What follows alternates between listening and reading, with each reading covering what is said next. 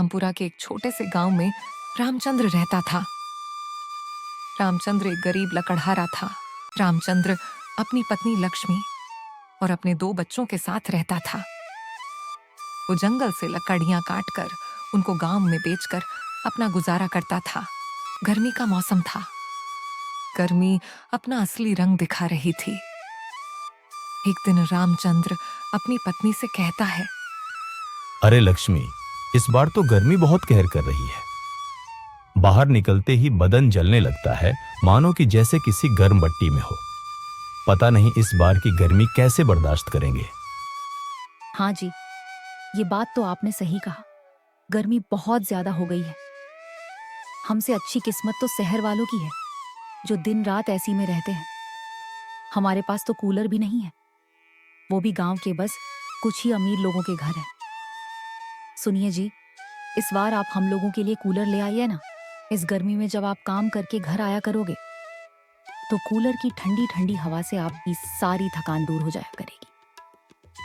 हाँ पापा, परसों जब हम जमींदार के घर दावत पर गए थे तो उन लोगों के घर कूलर लगे हुए थे और ठंडी ठंडी हवा आ रही थी। गर्मी बिल्कुल भी नहीं लग रही थी। आप भी हमें कूलर ला दीजिए पापा। अरे लक्ष्मी, तुम्हें तो पता है कूलर कितना महंगा आता है। हम लोगों को तो 2 वक्त की रोटी बड़ी मुश्किल से मिलती है। मैं कूलर कहां से लेके दूं मैं? इतना कहकर रामचंद्र जंगल से लकड़ियां लेने चला गया। रामचंद्र के दिमाग में बहुत सी बातें चल रही थीं। वो खुद से कहता है, कितना लाचार हूं मैं, अपने बीवी बच्चों को एक कूलर तक लाके नहीं दे सकता। क्या करूं मैं? हाँ, आज लकड़ियां काटने के बाद मैं कूलर की दुकान पर जाके कूलर की कीमत पता करूंगा। रामचंद्र के जाने के बाद उसकी पत्नी बच्चों से कहती है, चलो बच्चों, जाके अपने स्कूल का काम खत्म करो। इस गर्मी में भी हमें बिना कूलर के ही रहना पड़ेगा। उधर रामचंद्र लकड़ियां काटने लगता है और जल्दी जल्दी काम खत्म कर लेता है। काम खत्म करने के बाद रामचंद्र कूलर की कीमत पता करने के लिए दुकान पर चला जाता है।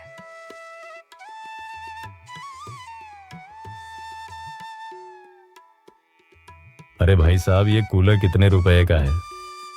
भाई ये छोटा कूलर 3,000 का है, ये बीच वाला 5,000 का और सबसे बड़ा 7,000 का। बताए कौन सा लेना है भाई? अरे नहीं भाई, अभी नहीं लेना, बाद में लेके जाऊंगा।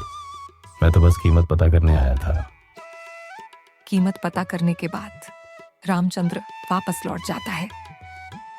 लौटते समय रामचंद्र की नजर पुराना सामान बेचने वाली दुकान पर जाती है, जिसके बाहर पुराना कूलर रखा होता है। रामचंद्र उस दुकानदार के पास जाता है और कहता है, अरे भाई, क्या ये कूलर बढ़िया चलता है और इसकी कीमत क्या है? हाँ जी, ये कूलर बहुत अच्छा चलता है। इसकी कीमत मात्र 900 रुपए है। इतना सस्ता और अच्छा कूलर आपको कहीं और नहीं मिलेगा भाई साहब। अरे कूलर तो बहुत अच्छा था, पैसों का इंतजाम कैसे करूं? हाँ, सेठ से 900 का कर्जा मांग के देखता हूं। तभी रामचंद्र सेठ के पास आता है और पैसे मांगता है। नमस्ते सेठ जी। सेठ जी, मुझे 900 रुपए की जरूरत है। आप मुझे 900 रुपए का कर्जा दे दीजिए, मैं आपको सूद समेत लौटा दूंगा। हाँ हाँ रामचंद्र, ले जाऊं पैसे? तुम तो मेरे विश्वास के आदमी हो। मुझे पता है तुम हर बार की तरह इस बार भी पैसे समय से लौटा दोगे भाई।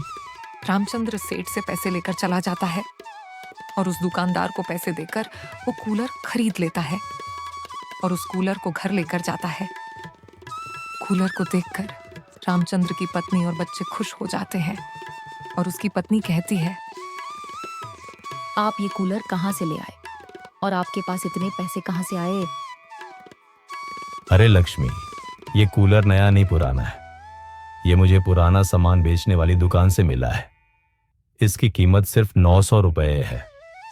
इस कूलर के लिए मैंने सेठ से कर्ज लिया है, जिसके लिए अब मुझे और ज्यादा मेहनत करनी होगी। अब खड़ी ही रहोगी? कूलर को चालू भी करो लक्ष्मी, हम भी कूलर की हवा खा के देखें भाई। देखिए जी, कूलर से कैसे ठंडी ठंडी हवा आ रही है। हमारा कमरा एकदम ठंडा ठंडा हो गया है।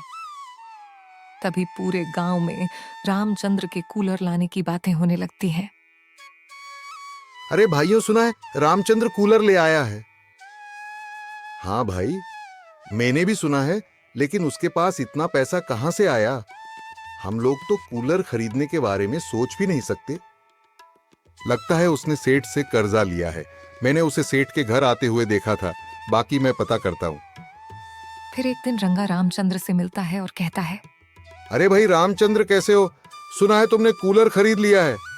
लेकिन भाई, कूलर तो बहुत महंगा होता है। तुमने कैसे खरीद लिया भाई? अरे शंभू भाई, मैं ठीक हूं भाई।